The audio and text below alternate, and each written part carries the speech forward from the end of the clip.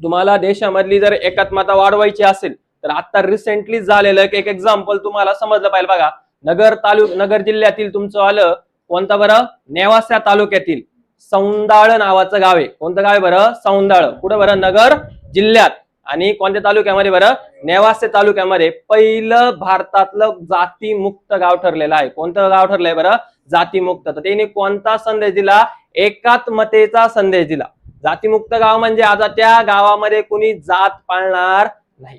त्या गावामध्ये सगळ्यात महत्वाची गोष्ट काय बरं, आंतरजातीय विवाह होतील. काय होतील बरं, आंतरजातीय. जेव्हा पहिला आंतरजातीय विवाह होईल तेव्हा आपण म्हणू शकतो का ते गाव खरं काय झाले बरं, जाती मुक्त झाले. बरोबर आहे ना. यस. तर मग असं जर आपण उद्या एमपीएससी मधून काही म्हणजे पास हो न हो तो पुढचा प्रश्न राहील. बरोबर आहे. पण आपण एक काय झालं पाहिजे बरं, सक्षम नागरिक झालं पाहिजे. आणि ह्या एमपीएससीच्या अभ्यासाचा वापर हा तुमच्या पहिल्या गावासाठी झाला पाहिजे. कशासाठी झाला पाहिजे बरं, गावासाठी. देशाचे तुम्ही नागरिक आहे परंतु पहिले तुम्ही कोणाचे नागरिक बनले पाहिजे बरं, गावाचे नागरिक बनले पाहिजे. जर प्रत्येक एमपीएससीच्या विद्यार्थ्याने त्याच्या गावाच्या बाबतीत जर असा विचार केला तर 100% आपण काय होऊ बरं, जाती मुक्त होऊ. असा ठराव प्रत्येक, जेव्हा तुम्ही म्हणजे आता ठीक आहे तुम्ही एमपीएससी करताय परंतु माझं असं वैयक्तिक मत राहील का जेव्हा जेव्हा ग्रामसभा राहते गावात नाही का, केव्हा राहते ग्रामसभा माहिती तुम्हाला, 1 मे ला राहतो, 15 ऑगस्टला राहतो, 26 जानेवारीला राहतो. त्यावेळेस जायचं. बरे आपलं थोडस तोंड छोटं जरी असलं तरी पण तुम्ही काय बरं थोडस मोठं विचार करा,